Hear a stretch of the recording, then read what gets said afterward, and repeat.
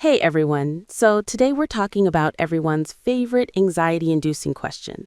How much money do you need to retire?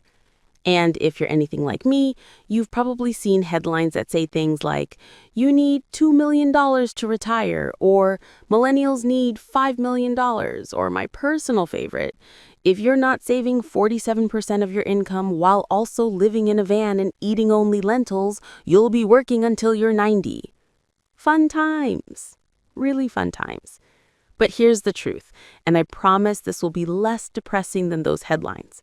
The answer to how much do you need to retire is actually, it depends.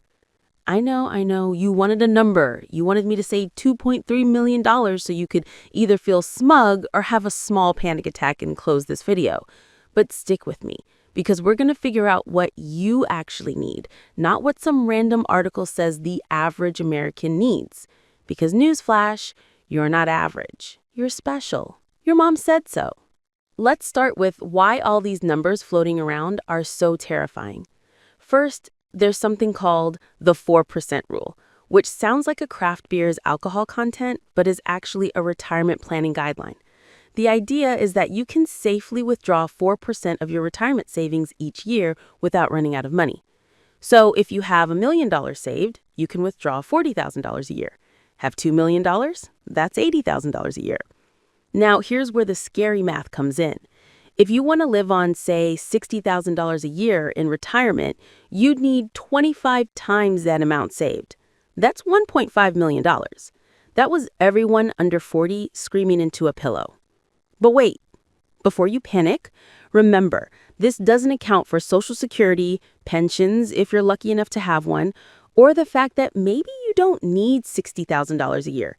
Maybe you're planning to retire to a beach in Portugal where your biggest expense is wine and sardines. No judgment. That sounds amazing, actually. So let's talk about what actually determines how much you need. Factor number 1, your lifestyle. Do you dream of a retirement where you're traveling the world, eating at fancy restaurants, and finally buying all those expensive hobbies you've been eyeing? Or are you more of the read books from the library, tend my garden, and yell at neighborhood kids type of retiree? Because these are very different price tags. Some people actually spend less in retirement. Your commute costs? Gone. Your I hate my job so I deserve this latte expenses? Hopefully gone. Your work wardrobe? Replaced entirely with elastic waistbands, as God intended. But some people spend more. Travel, hobbies, finally having time to actually use that golf club membership. Plus, and I hate to be the bearer of bad news here, but bodies tend to need more maintenance as they age. It's like owning a vintage car. Charming, but the repair costs are brutal. Factor number 2, when you want to retire.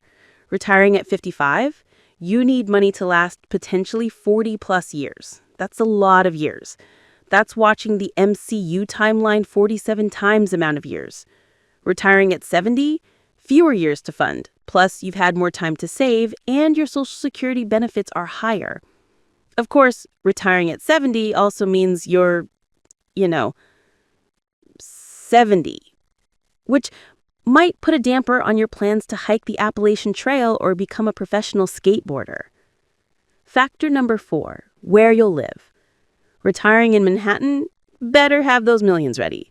Retiring in a low cost of living area in the Midwest or South? Your money goes a lot further. Some people even retire abroad, places like Mexico, Portugal, or Thailand, where the cost of living is lower. Though, fair warning, your family will definitely expect you to host them for vacations if you do this.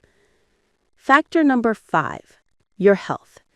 Here's the uncomfortable truth. Healthcare is expensive, especially in the US. Even with Medicare, there are gaps, premiums, and out-of-pocket costs. If you're planning to retire before 65, before Medicare kicks in, you need to budget for health insurance. And if you have chronic health conditions or expect to need long-term care, that changes the math significantly. Long-term care insurance is like a party you're throwing that you really hope no one shows up to, but you still need to plan for it.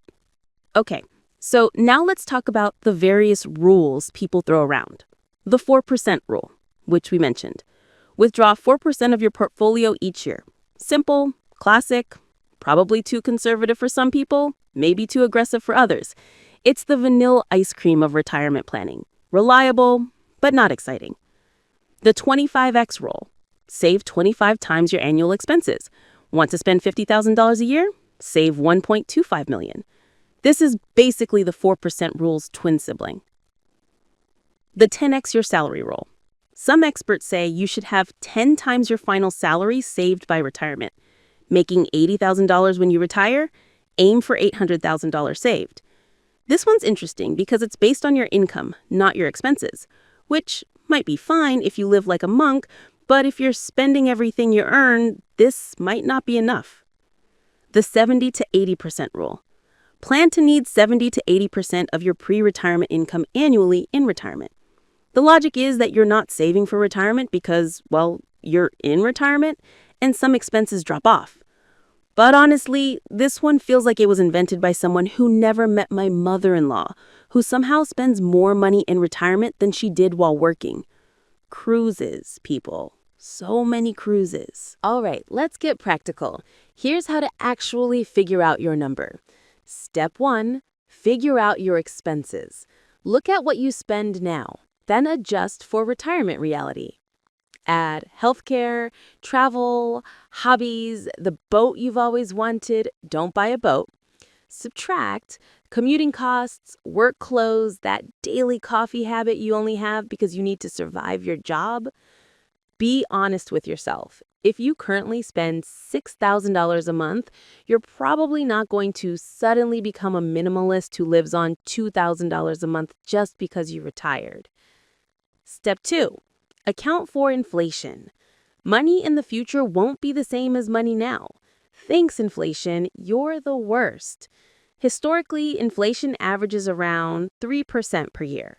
So if you need $50,000 a year now, in 20 years, you might need more like $90,000 to maintain the same lifestyle. Yeah, I'm fun at parties. Step 3, factor in Social Security. You can check your estimated benefits at ssa.gov. It's actually pretty easy, and it gives you a better picture of what you'll actually need from your own savings.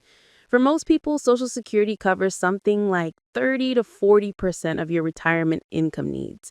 It's not nothing, but it's also not everything. It's like a supporting actor. Important, but not carrying the whole movie. Step 4, don't forget about taxes. Your 401k and traditional IRA, that money hasn't been taxed yet. So when you withdraw it, Uncle Sam wants his cut. If you have a Roth IRA, that money comes out tax-free, which is nice. It's like finding $20 in your pocket, except it's your own $20 and you planned for it, so it's not as exciting, but still nice. Step 5, add it all up. Take your annual expenses, subtract Social Security and any pension, and multiply what's left by 25. That's your ballpark number. Is it perfect? No. Will it change? Absolutely. But it's a starting point that's based on your life, not some generic average. Before we wrap up, let's talk about mistakes, because we all love learning from other people's failures. It makes us feel better about our own. Mistake number 1, not accounting for living longer. People are living longer, which is great news, unless you run out of money at 83 and live to 95. Plan for a long life. Hope you're right. Mistake number 2, assuming everything stays the same. Markets fluctuate. Inflation happens.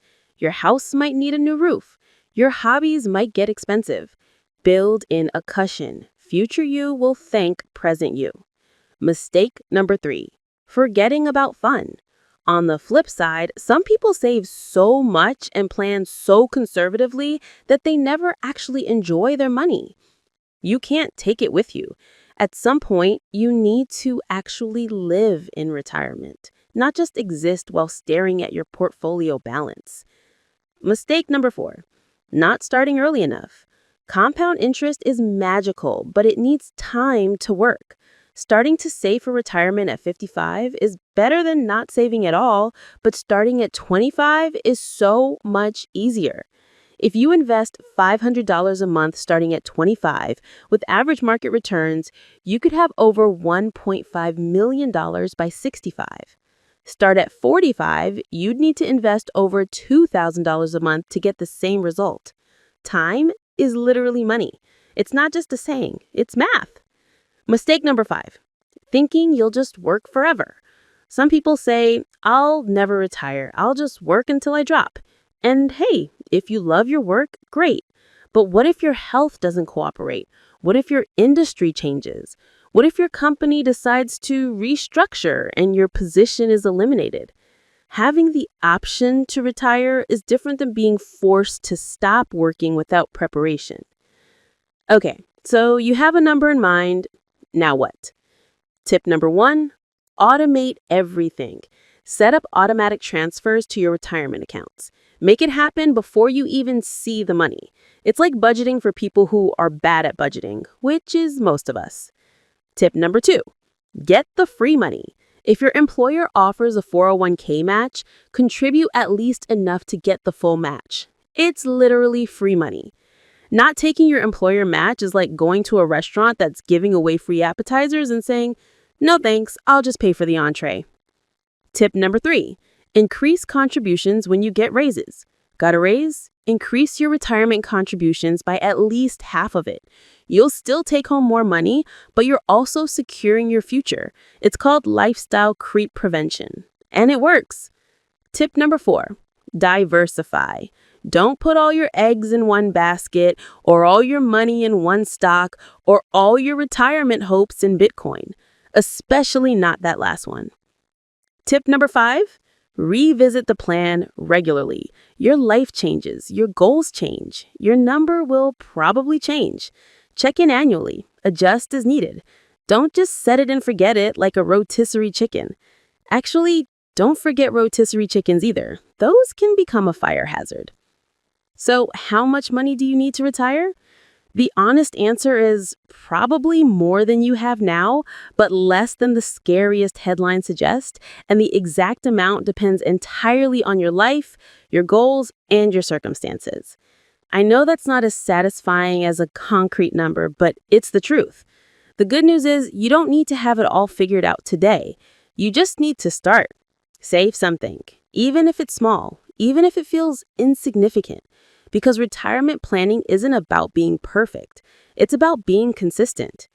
And remember, the goal isn't just to have a giant pile of money.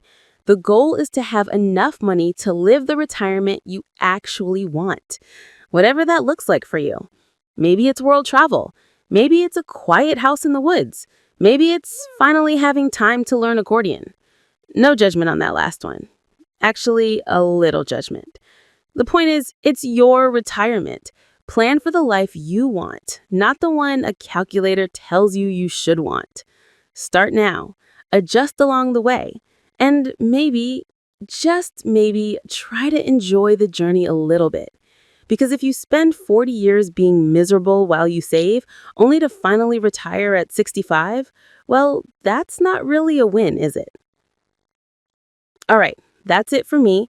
Now go check your retirement account balance, have a small panic attack, take a deep breath, and then set up that automatic contribution increase. Future you is counting on present you. Don't let them down.